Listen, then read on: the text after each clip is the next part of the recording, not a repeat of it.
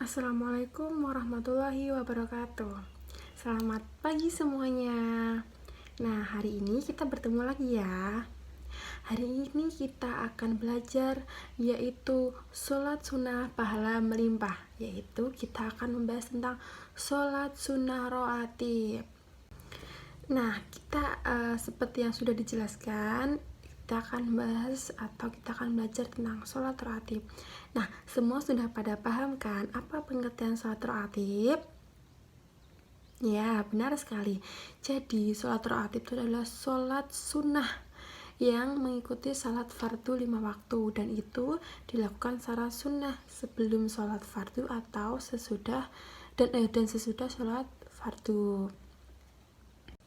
Nah, semua sudah pada tahu kan kalau sholat rawatib itu ada 2 jenis macamnya, yaitu yang pertama adalah sholat sunnah rawatib muakkad dan juga sholat sunnah rawatib ghairu muakkad. Nah, pengertian sholat sunnah rawatib muakkad itu adalah sholat sunnah yang sangat dianjurkan atau diutamakan oleh Nabi Muhammad untuk dikerjakan. Nah, adapun juga sholat rawatib ghairu muakkad, yaitu adalah sholat sunnah yang kurang dianjurkan oleh Nabi Muhammad untuk dikerjakan.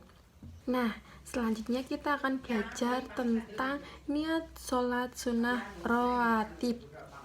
Di sini ada berbagai jenis niatnya ya, sesuai dengan sholatnya, sesuai dengan waktu sholatnya. Yang pertama adalah sholat rawatib 2 rakaat sebelum sholat duhur, yaitu kita baca bersama-sama ya. Kalian bisa lihat di pinggir sebelah sini. Bismillahirrahmanirrahim. Usolli sunata duhri rakaataini qobliyata mustaqbilal kiblati adaan lillahi ta'ala. Yang kedua adalah niat sholat sunnah rawatib 2 rakaat ba'diniyah duhur atau sesudah sholat duhur. Bismillahirrahmanirrahim. Usolli sunata duhri rakaatim ba'diyatul mustaqbilal kiblati adaan lillahi ta'ala. Itu adalah niat sholat rawatib sesudah sholat duhur. Dan ada juga niat sholat sunnah rawatib ba'daniyah maghrib atau sebelum maghrib, yaitu kita baca bersama-sama ya. Bismillahirrahmanirrahim. Usolli sunatat maghribi rakaataini ba'diyatan mustaqbilal kiblati adaan lillahi ta'ala. Ya, artinya aku niat sholat sunnah 2 rakaat sesudah maghrib karena Allah Ta'ala itu adalah sholat sunnah sesudah maghrib karena pelaksanaannya sesudah maghrib. Selanjutnya yaitu niat sholat sunnah rawatib ba'diyah isya atau sesudah isya. Bismillahirrahmanirrahim. Usolli sunnatan isya'i rakaataini ba'diyatun mustaqbilal kiblati adaan lillahi ta'ala. Dan yang terakhir yaitu niat sholat sunnah takbiratul subuh atau sebelum subuh. Usolli sunatan subhi rakaataini qobliyatul mustaqbilal kiblati adaan lillahi ta'ala. Nah, itu adalah niat sholat sunnah rawatib sesudah maupun sebelum. Nah, adapun juga keutamaan sholat sunnah rawatib. Yang pertama adalah menyempurnakan pahala sholat fardu atau menyempurnakan sholat wajib ya yang harus kita lakukan. Nah, keutamaannya yaitu kita dapat menutupi kekurangan yang mungkin ada pada sholat fardu yang pada saat itu kita lakukan. Contohnya kita mungkin ada kesalahan pada waktu sholat maghrib. Nah, ketika kita sholat sunnah rawatib itu kita bisa menyempurnakannya gitu.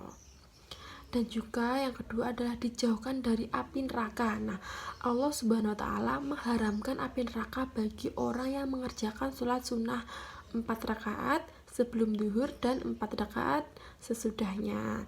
Jadi teman-teman harus aslinya tidak mengharuskan, tetapi menyunahkan supaya kita dapat pahala dan dijauhkan dari api neraka. Nah, yang ketiga adalah mendatangkan banyak kebaikan. Nah, ketika kita sholat wajib dan kita menjalankan sholat sunnah, maka kebaikan-kebaikan itu akan muncul kepada kita.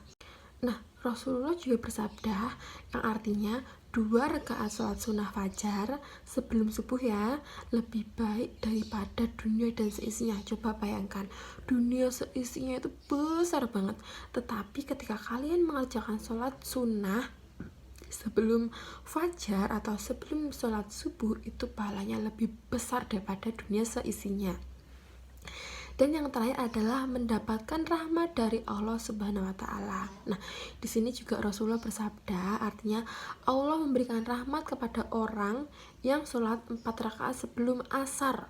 Nah, buat teman-teman, buat semuanya saja, kita itu disunahkan sholat sunnah. Karena apa? Karena kita juga mendapatkan rahmat dari Allah Subhanahu wa taala. Apalagi ini sudah dijelaskan kepada orang yang sholat 4 rakaat sebelum sholat asar, itu mendapatkan rahmat dari Allah Subhanahu wa taala. Nah, itu adalah materi yang kita bahas hari ini. Nah, buat teman-teman semuanya, tugas kalian yang pertama adalah apa? Yaitu mempraktekkan sholat sunnah rawatib tadi di rumah yang dibantu oleh orang tua. Dan yang kedua adalah di sini di buku kalian kan ada kolom buat 1 minggu mengerjakan sholat rawatib secara rutin ya.